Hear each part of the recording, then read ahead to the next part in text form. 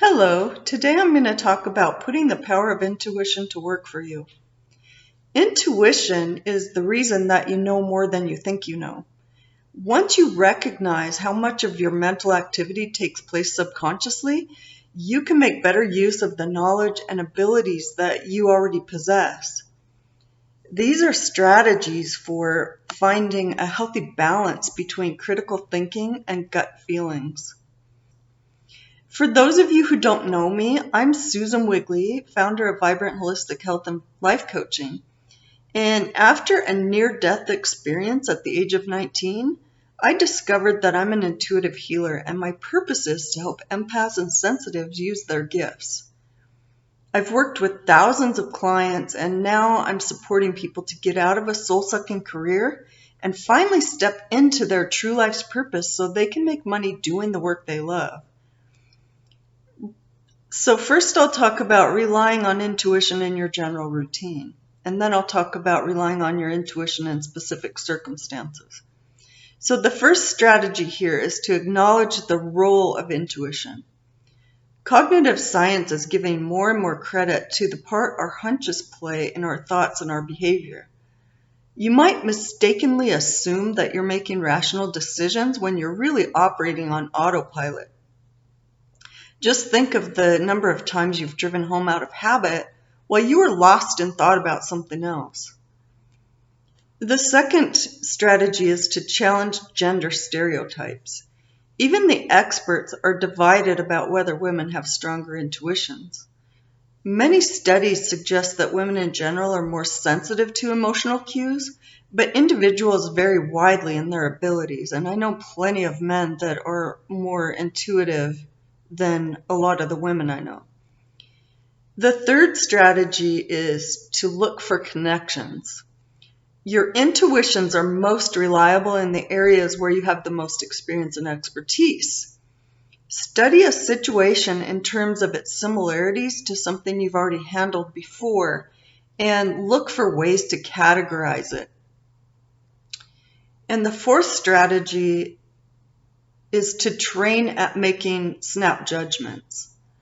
Gut feelings enable you to respond quickly when necessary. When the stakes are low, practice building up your confidence by deciding things quickly, like what to eat for dinner or which movie to see. And the fifth strategy is to nurture your sense of curiosity. Those who are curious about others are often the best judges of character. Experiment with putting yourself in someone else's shoes to understand the reasoning for their conduct. And the sixth strategy is to put your emotions into perspective. We often exaggerate how much external events will affect us. Whether you win the lottery or lose a bet, you'll soon return to being as happy as you ever were. So listen to your feelings without getting carried away. And the seventh strategy is to be realistic about your limitations. It's tempting to see what you want to see rather and overlook errors. Be disciplined about scrutinizing your actions and learning from mistakes. And now I'll talk a little bit about relying on your intuition in specific circumstances. So the first one is make friends and fall in love. Our first judgments about people are often reliable. You're likely to recognize the people who will enrich your life as long as you keep an open mind about seeing the good in everyone.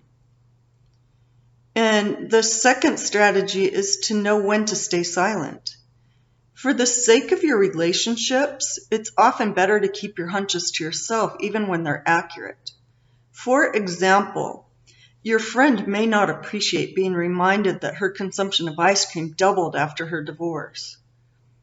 I don't think she'd appreciate that one bit.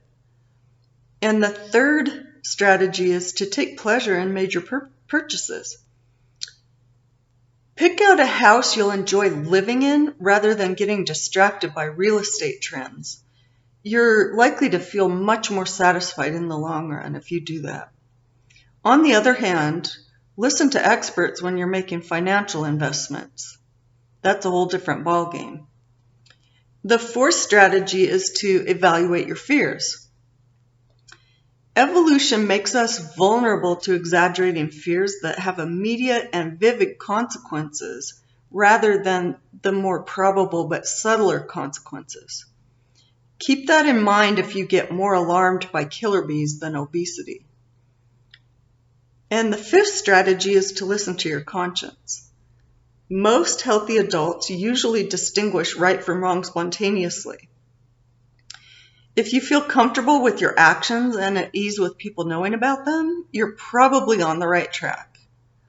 So go ahead and play your hunches as long as you take time to weigh the facts and test your conclusions. Your gut feelings already play a big role in your relationships and decision making. So becoming more conscious of the process will help you to make better use of your intuition. And if you'd like to develop your intuition further, please post the word "me" in the comments or visit my website and reach out to me, www.vibrantholistichealth.com. And if you enjoyed this video, please share it with someone who may benefit from it. And give it a thumbs up and hit the subscribe button below. Thank you.